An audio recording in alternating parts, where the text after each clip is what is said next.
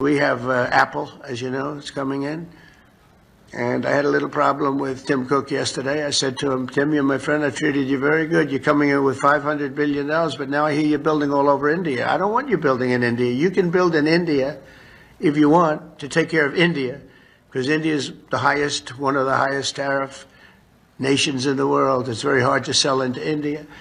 And they've offered us a deal where basically they're willing to literally charge us no tariff. So we go from the highest tariff, you couldn't do business in India, we're not even a top 30 in India because the tariff is so high, to a point where they have actually told us, I assume you too, Scott, you were working on that also, that there will be no tariff, right? Would you say that's a difference? They're the highest and now they're saying no tariff. But I said to Tim, Tim, look, we've treated you really good. We put up with all the plants that you built in China for years.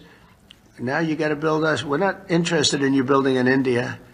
India can take care of themselves. They're doing very well. We want you to build here, and they're going to be upping their production in the United States. Apple. So Apple's already in for $500 billion, but they're going to be upping their production. So it'll be great. So I really think we have, we've gone from a laughing stock 6 months ago to the hottest country anywhere in the world. And that's not just in business, that's in everything else, and it's psychologically hot too. And I just want to thank everybody for being here. I want to thank the media. The media, I have to say, has been very fair. They've been very fair. They've been terrific, actually. I was watching some of our, normally they would not say good things, but they're having a hard time saying bad because this is a record tour. There's never been a tour that will raise, it could be a total of $3.5, $4 trillion. This just in this 4 or 5 days, and it's from great people. And our relationship now is very strong with Saudi Arabia. Nobody's coming. Nobody's going to be bothering that relationship. Nobody would be able to break that relationship because of my relationship with the Crown Prince and the family. The relationship is really strong. And when you talk about Qatar, the relationship is equal. I mean, it's just like nobody's going to break that relationship. We have never had a relationship with Qatar as strong as it is now. You know that better than anybody, and they're very happy. And we're going to protect you. We're going to protect you. That's the one thing you need, maybe, but I don't think you're going to need too much of that. And I said last night, it was a great meeting, great everything. They brought in Lee Greenwood to sing. It was a beautiful evening, and I appreciate it.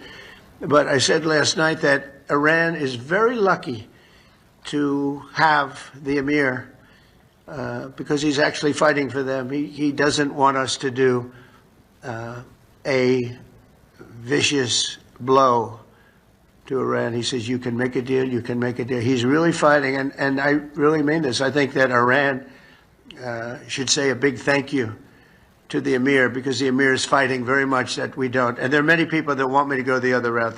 They say, just knock it out, because nobody can beat us. We have the strongest military in the world by far. Not China, not Russia, not anybody. We have the best military equipment in the world, and we have the strongest military in the world. If you remember ISIS, General Raisin Kane, right? We knocked it out in 3 weeks. Remember they said it would take 4 years to knock out ISIS? We did it in 3 weeks. That's because you had the right leader. With a stupid person, you'll do it in 4 or 5 years. You won't even do it. You'll fight for 4 years and then you'll leave, like we always do. You fight.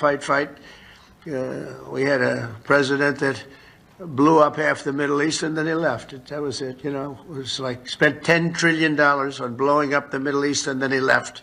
Just said, let's leave now. We're left with nothing.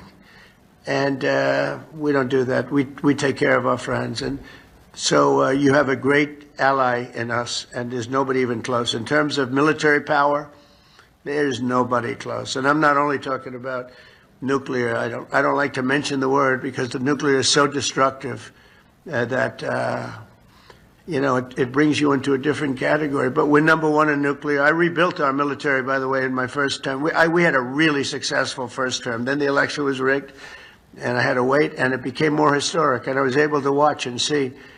And the good news is although it's bad news in another way, but the good news is that Biden was so bad, worst president we've ever had by far.